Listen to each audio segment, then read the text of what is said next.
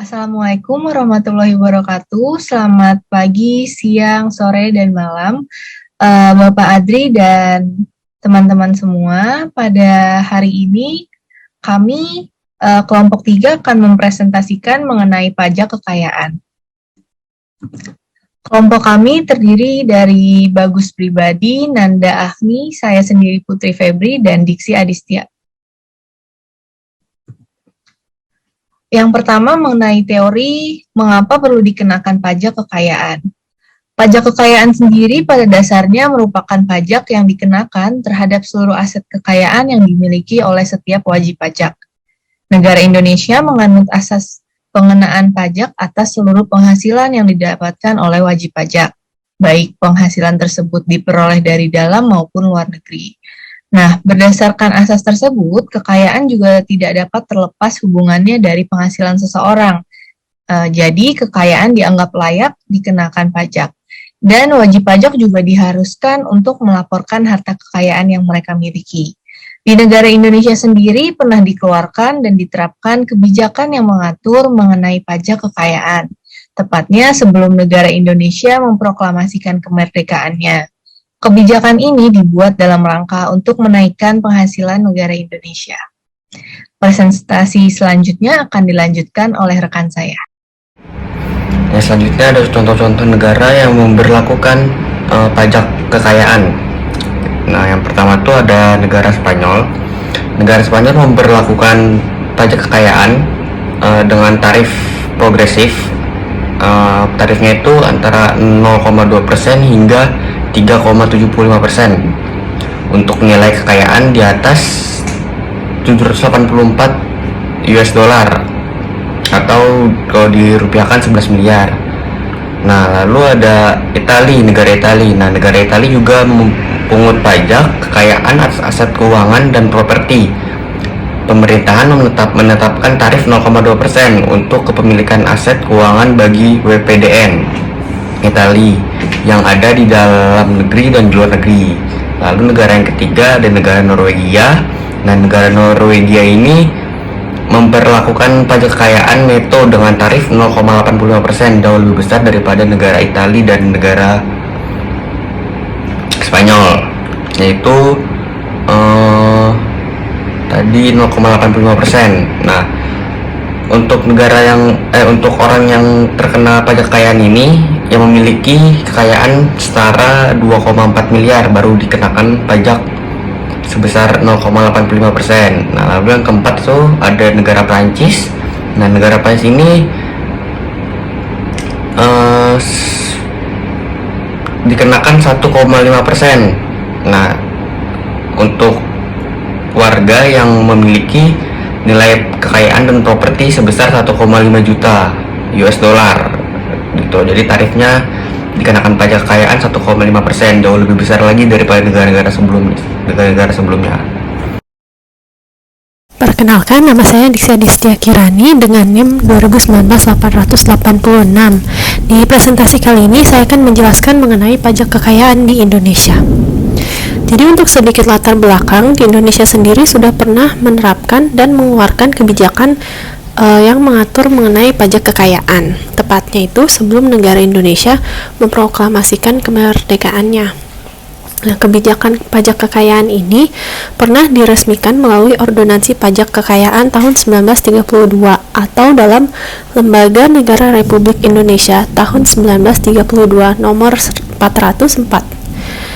Kemudian, kebijakan ini telah diubah beberapa kali hingga perubahan yang terakhir dalam Undang-Undang Republik Indonesia nomor 24 tahun 1964, yaitu tentang perubahan dan tambahan ordonansi pajak kekayaan tahun 1932.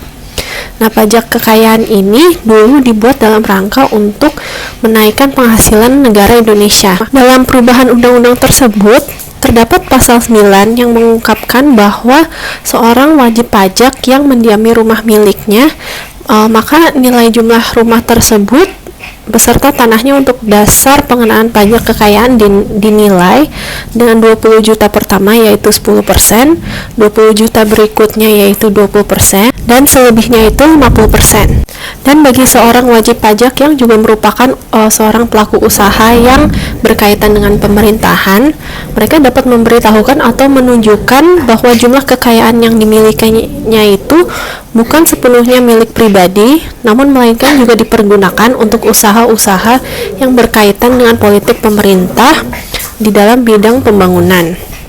Dan berdasarkan kebijakan tersebut, penilaian atas kekayaan yang dimiliki oleh wajib pajak tersebut dapat dilakukan berdasarkan keputusan Kepala Direktorat Pajak.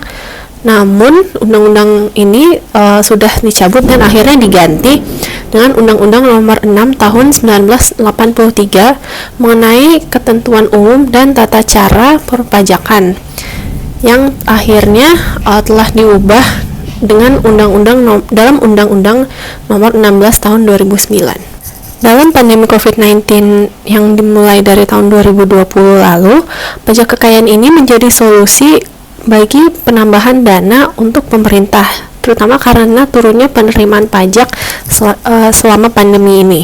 Penerapan pajak kekayaan ini merupakan salah satu solusi yang sangat dianjurkan, terutama pada miliarder, agar pemerintah dapat memiliki dana tambahan untuk menjalankan program jaminan sosial, bantuan tunai, dan program pemulihan ekonomi selama COVID-19, agar masyarakat yang terkena dampaknya juga dapat terbantu oleh pemerintah.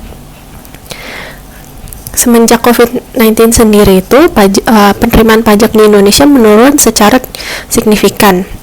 Penurunan penerimaan negara ini terjadi karena berkurangnya aktivitas ekonomi sebagai akibat dari regulasi nasional maupun internasional terkait dengan penanganan virus COVID-19.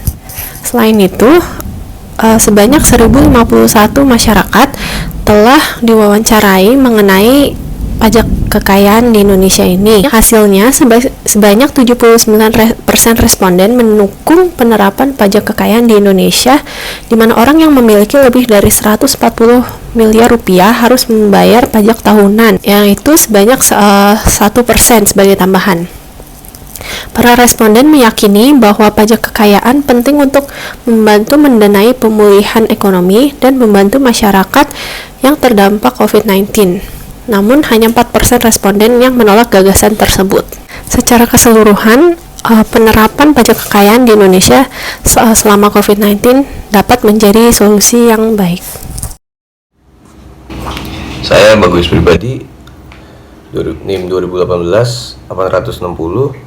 Di sini saya akan memberikan contoh mengaplikasikan pajak kekayaan di Indonesia. Contoh tersebut itu yang ada di Indonesia itu, seseorang memiliki satu buah rumah dengan harga misalkan sebesar 800 juta, maka pajak yang harus dibayarkannya itu setiap tahunnya itu 0,1 sampai 0,5%, atau yang sebanding kalau misalkan harga 800 juta itu bisa 800.000 per 1%, 0,1% ya, dan juga 0,5% itu 4 juta. Sekian, terima kasih.